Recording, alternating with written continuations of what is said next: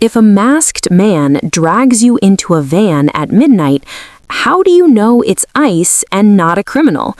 That's the question Eric Swalwell just asked, and the answer from ICE should terrify every American. For 5 minutes. A couple nights ago, I met with a woman who works as a cashier at a grocery store, and I told her I was coming to see you, Mr. Lyons, and she said, will you ask him, and she didn't want to give her name. She was terrified to give her name.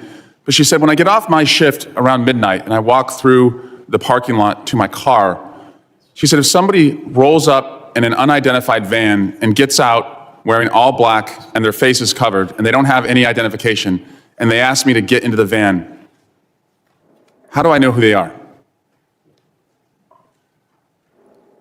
How does she know, Mr. Lyons? How does she know if they're an ICE agent or bad guys? Sir, ICE agents have identifiable placards on their uniforms as well as their badges representative, but you won't see ICE agents rolling through the parking lots and just snatching someone up. ICE does intelligence-driven, targeted enforcement operations. Well, Mr. Homan and others have said that they target individuals based on the color of their skin and the accents that they speak, and that's why people are running through the fields and factories where they work.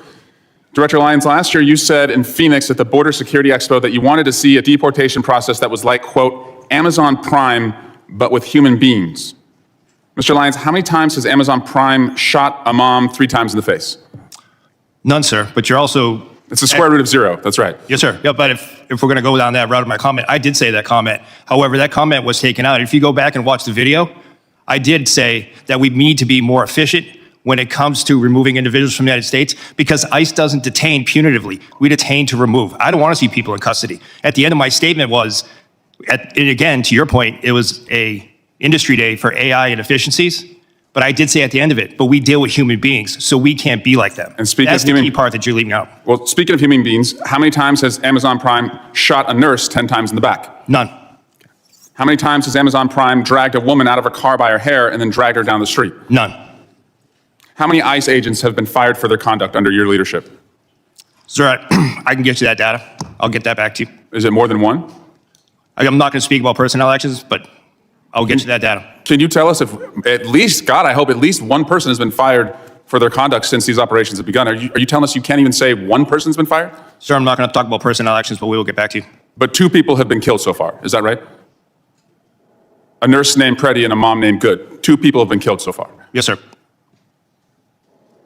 Mr. Lyons, will you apologize to the family of Renee Good for being called a domestic terrorist by the president and his leadership? No, sir. Why not? Sir, I welcome the opportunity to speak to the family in private, but I'm not going to comment on any active investigation. Is she a domestic terrorist?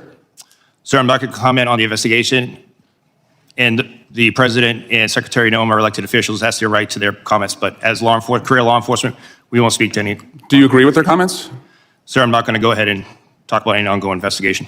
Will you apologize to the family of Alex Preddy for also being called a domestic terrorist? Sir, again, I'm not going to speak to any ongoing investigation. Mr. Lyons, your staying to lead ICE is a decision. Sir, I'm sorry. Your staying on to lead ICE is a decision, and I've read your background. You have a decorated career. You've served in the military. You are what I would call otherwise employable. I think most people would agree this is not the only job that you can get. But since you've been on this job, women have been dragged by their hair through our streets. A 6-year-old child battling stage 4 cancer has been deported, and it turns out he was a U.S. citizen. People are running through the fields where they work. People who've gone to the streets as allies have been shot and publicly executed. It's a decision to stay on at this point.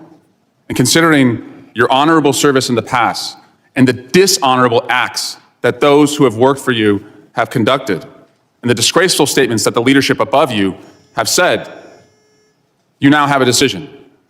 Will you stand with the kids who you're supposed to protect, or will you side with the killers bringing terror to our streets? Mr. Lyons, will you resign from ICE? No, sir, I won't. Why not? Because, sir, that child that you're showing right there, the men and women of ICE took care of him when his father abandoned him and ran from law enforcement. Time has expired. You never should have gone into Gentleman's time has expired. I recognize the gentleman from Mississippi. It's a guest, sir. What happened in this exchange wasn't theater. It wasn't posturing. It was a sitting member of Congress voicing the fear of an ordinary grocery store worker, a woman so scared of retaliation that she wouldn't even give her name. And instead of empathy, instead of accountability, the acting ICE director offered bureaucratic deflection, moral evasion, and a chilling refusal to take responsibility. Swalwell didn't speak in abstractions. He spoke in names.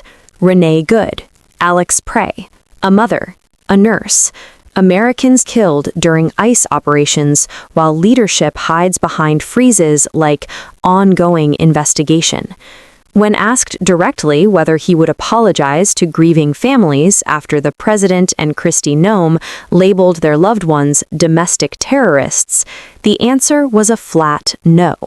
Not, I can't, not, I won't yet, just no.